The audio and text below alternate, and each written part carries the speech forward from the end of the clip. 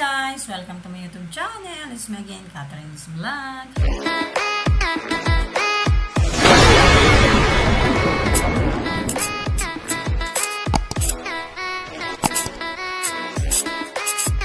For today's video, samahan nyo nga pala ako sa aking warts removal journey. So, ano nga ba yung warts removal journey? May paganan-ganan pa kasi. Ayan. So, ayan.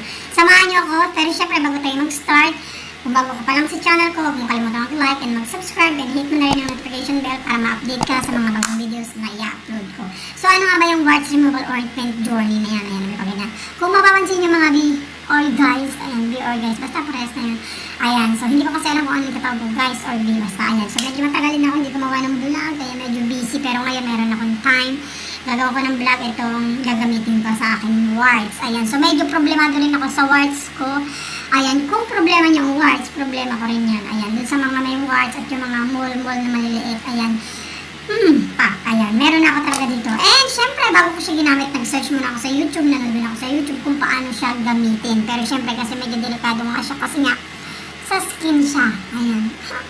Masakit. Ayan, masakit pa sa breakup. Charot lang. Pero syempre, ayan. So, ayan, gaya nga na sinabi ko, bago ko siya i-share sa inyo, nanonood muna ako sa vlog kung paano siya i-apply. And, ayan, so, unang gamit ko palang maganda siya. Pero, ang paggamit ito kasi is once or hanggang twice lang. Hindi nyo siya gagamitin everyday. So, parang, masusunog na siya sa unang apply. So, ayan, i-share ko nga pala sa inyo ang Kasoy Cream. Ayan, so, ang dami kong napanood na vlog, as in talagang yung malaking mole, natatanggal talaga ng Kasoy Cream na to. Ayan, nasa-satisfied ka sa Kasoy Cream na to. Maliit lang siya ha, pero wag ka. Ang ganda ng result niya. Ayan, pero syempre kung meron kayo nito, kailangan meron din kayong pang ano niya, kumbaga parang sa peklat. Ayan, kasi masusunog siya eh. Para siyang masusunog. Hindi naman siya totally masusunog. So kasi kapag apply mo siya, nakapag-apply na ako, pero meron akong part na hindi nalagyan, medyo malaki siya dito. So lalagyan natin, medyo mahapdi siya. Ayan. So kailangan pag-apply nyo, ayan, nakaligo na kayo. Tapos, pag in-apply nyo siya, susundan nyo agad siya ng bulak na may water. Ayan. Tapos, after 5 minutes, ibababad nyo lang siya. Kasi para siyang, para masusunog talaga siya. Mahapdi. Ayan, mahapdi talaga as in. Mahapdi. Parang, ayan, mahapdi pa sa breakup. Ay, hindi, charot lang. Ayan, basta yun, mahapdi siya. So, ayan guys, isi-share ko na sa inyo. Diyos ko guys. Ayan, maganda talaga siya mga bi. Sa wakas, matatanggal na rin yung mga sumpa. Ayan, meron ako dyan. Ayan, akala nilang ha, hindi ko problema. Problema ko rin yung warts. Ayan pa.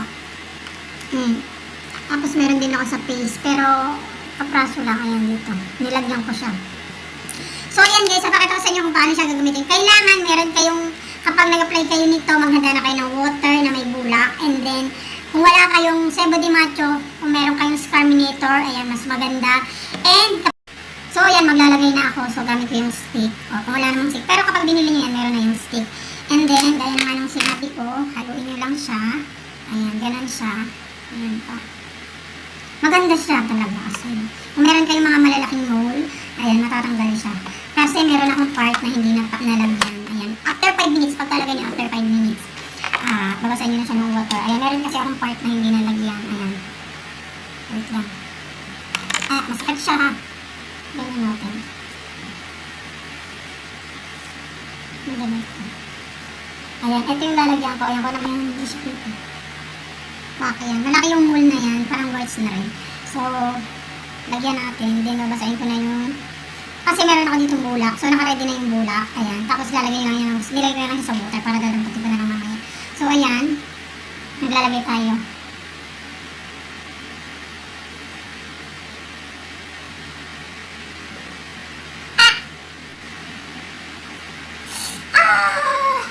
Mahapdi siya.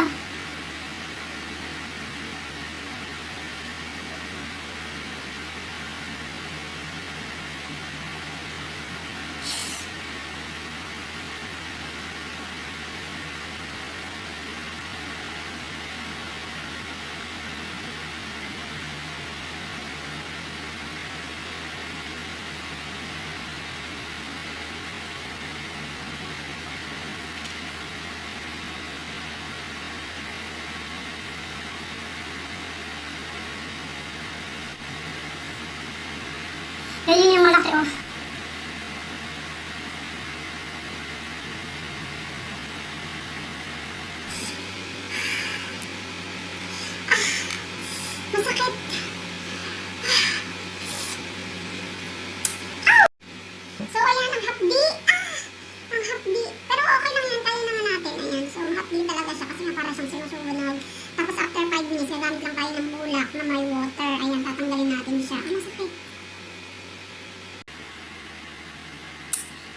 lang siya after 5 minutes, ayan.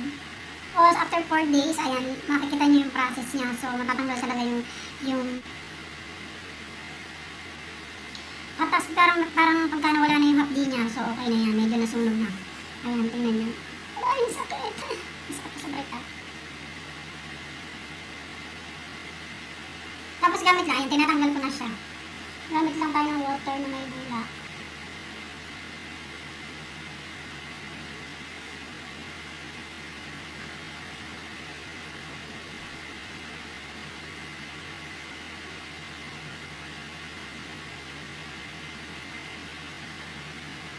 Yan, tingnan nyo, mapula. Tapos, kapag gumamit na kayo niyan, gamit din kayo ng ganito, ayan. So, ito yung parang pang second touch. Ano rin siya, ointment. Yan.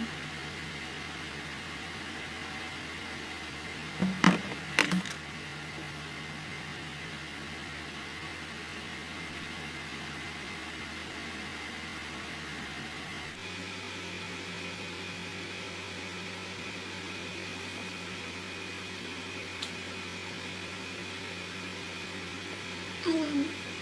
So, kapag nagtagal yan, parang pagpagaling na siya, para siyang matutuklap na lang ng pusa. So, malalaglag na lang siya. Or, yung pinaka-peklat niya is parang matigas. So, malalaglag na lang siya. Kasi nga napanood ko sa vlog. So, after 1 week, magbablog ulit ako at tingnan natin yung warts ko. So, ayan. Ang happy. Ayan, so kailangan kung wala kayong Sebo de Macho, meron kayong Scarminator. Ayan, disclaimer, this is not a sponsored video. Ayan, so itin-share ko lang or nag-share lang ako kung ano ba yung pwedeng gamitin natin para matanggal yung ating warts. Kasi ayan, so kailangan meron kayong bulak, tapos meron na kayong water kasi ibababad natin yan pagkalagay natin ng 5 minutes.